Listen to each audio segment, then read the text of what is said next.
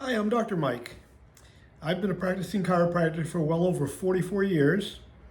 I have performed probably over 2.5 million office visits. And over that time, I've gained a lot of information about some of the more common health problems that people have. And the one that we're going to be talking about today is stenosis. Basically, stenosis means narrowing. And when it happens in your spinal column or in the nerves that are coming out of the spinal column, where the spinal column gets narrowed and starts putting pressure either on the nerves or the spinal cord, it can cause a lot of pain and discomfort and lots of problems, particularly as you age.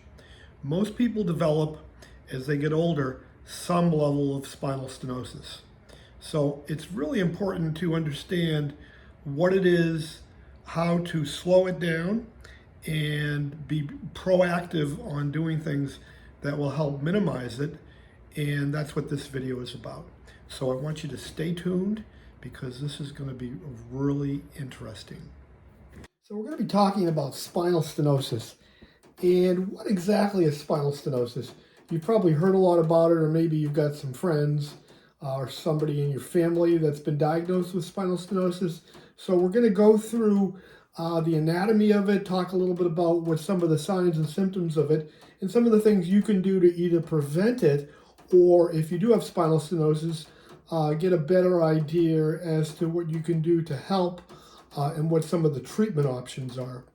So if we look at the diagnosis of spinal stenosis, basically it's defined as a narrowing of the space in either the spinal canal itself or in the exiting nerve roots. So just to give you an idea of what that looks like, these are a couple of lumbar vertebrae. If you look here, this is the backside of the vertebrae here, which are called the spinuses. You can see these.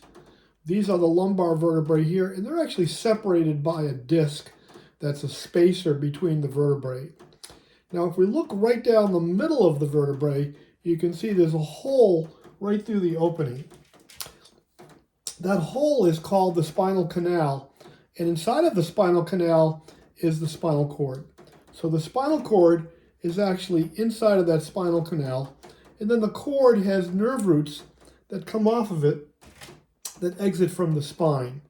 So with stenosis, typically we either have a narrowing that's happening inside of that spinal canal itself, or where the nerves exit in what's called the intervertebral foramina, or the IVFs. So generally speaking, spinal stenosis is going to be a narrowing of either the central canal, which is the main opening for the spinal cord, or the intervertebral foramen, where the nerve roots come off. Now, if you look here on this chart here, these are our nerve roots right here, and they're coming off the spinal cord. And with this view, we're actually looking down from the top. So right in here is the disc. This would be the spinal canal right in the center. So this is where the canal is, right in here. Now, oftentimes, the main reason why that spinal canal gets narrowed is because the disc, which is right in this area here, this is your disc, that disc has a soft center in it. And sometimes that center will rupture through, creating what's called a herniation. That's called a herniated disc. Now, often you've heard of slip discs. Discs don't actually slip. That's sort of an improper way of discussing the way discs are. They usually, what happens is herniate or bulge. And you can see in this particular example, the disc is herniating. It's actually herniating into where the intervertebral foramen is. So in this situation, this would be a stenosis that's being caused by a disc bulge into the IVF. There's different reasons why that disc would bulge and why there would be damage to this area. One of them is injury and trauma. So if you have a fall off a ladder, or you fall off your roof, or you're in a car accident, that can traumatize the spinal column as well as the discs and create problems with that spinal canal getting pinched. Another reason why we can develop stenosis is because of aging. And obviously we all go through the aging process if you're going to live long enough, which is what we want. But as we age, these discs do tend to compress. And as they compress, sometimes as they compress, they will start to put pressure on the inside of the disc, which is in here. That inside of the disc is a soft center called the nucleus. The nucleus pulposus.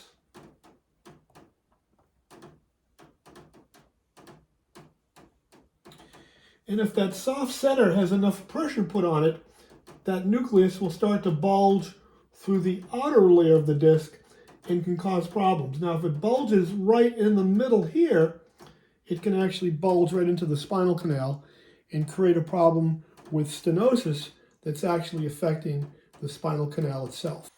So the outside of the disc, which is a harder outside portion of the disc that holds the soft part of the disc inside, is called the annulus fibrosus. And oftentimes when that soft part ruptures, it actually ruptures through that annulus area. So here we see, if we look on this MRI, which is the side view of the lumbar spine, we can see this white material in here, which is the spinal canal and the cerebral spinal fluid. You can see the nerve roots, or the spinal cord nerves that are coming down here. And then right in this area here, you can see there is a narrowing that's happening where the disc is actually bulging, and that is a stenotic area that's putting pressure on the lower part of the spinal nerves. This part of the spinal cord is actually going to the lower part of the body.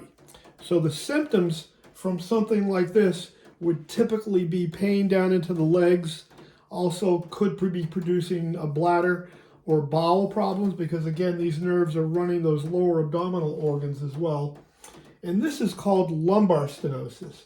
So it's lumbar stenosis because it's in the lumbar spine. So it's lumbar stenosis.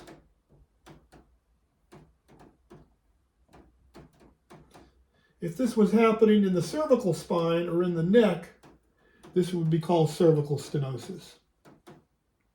So it's less common in the middle back area. We don't see it as often. Mostly we'll see it in the neck and in the lower back area. So if we go to this next view here, this is a cervical MRI right here. And you can see on this one, we've got a pretty severe area of stenosis happening right in the middle of the neck. And you can see how it's causing the spinal cord to get compressed and to do this sort of tortuous route through that middle part of the neck. Symptoms in the cervical spine for something like this would include numbness, tingling in the arms, loss of strength in the arms, and neck and upper back pain. And that's called cervical stenosis.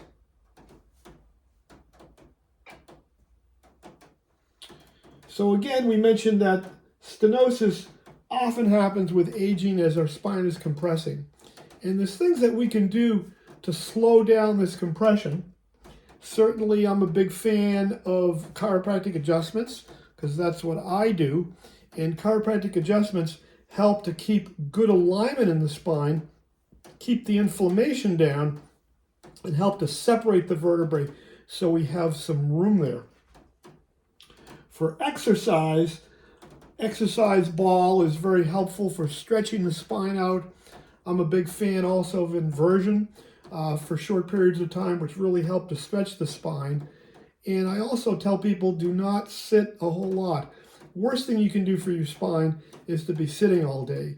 So if you do sit, it's advisable to get a sit-stand situation if you're doing that at work, and to really limit your sitting as much as possible. Reducing inflammation. So that's another word that you hear a lot nowadays, inflammation. And what exactly is inflammation? Well, inflammation is irritation, and it can be caused by a lot of different things. Inflammation we can almost think of as the aging process, where tissues break down because they're either getting older and they're less resilient, or they can be because there's toxins that a person is taking in. There may be adrenal hormones that they're putting out from stress. Inflammation can be caused by the foods that people eat, particularly if they're eating inflammatory foods like carbohydrates that are very refined can cause inflammation. Inflammation is really the key to keeping inflammation under control with an anti-inflammatory diet, and natural anti-inflammatories can help control inflammation that is also creating problems in the spinal column. Now, by the time a person has foraminal stenosis and has central stenosis, usually that inflammation has been going on for so long that now the body is building up calcium in places that it's not supposed to be.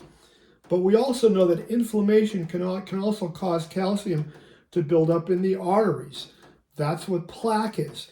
It can build up calcium in the joints. That's what osteoarthritis is. So generally speaking, the calcium buildup in places where it's not supposed to be is a reaction to this inflammatory response. And in future videos, I'll be talking a whole lot more about how we can measure inflammation and also how we can work to keep inflammation down, particularly as we get older. So I hope this video has been helpful. And if you do have any questions, please put them in the comments. If you have anything to share about maybe problems that you have with stenosis, please share, like, and feel free to follow these videos because there's going to be a whole lot more. Thank you very much. Podcast is for general information only. It does not constitute the practice of medicine, chiropractic, or any other healthcare services, including the giving of medical advice. No doctor-patient relationship is formed or implied. Please subscribe, like, and share if you find these podcasts useful. Thank you.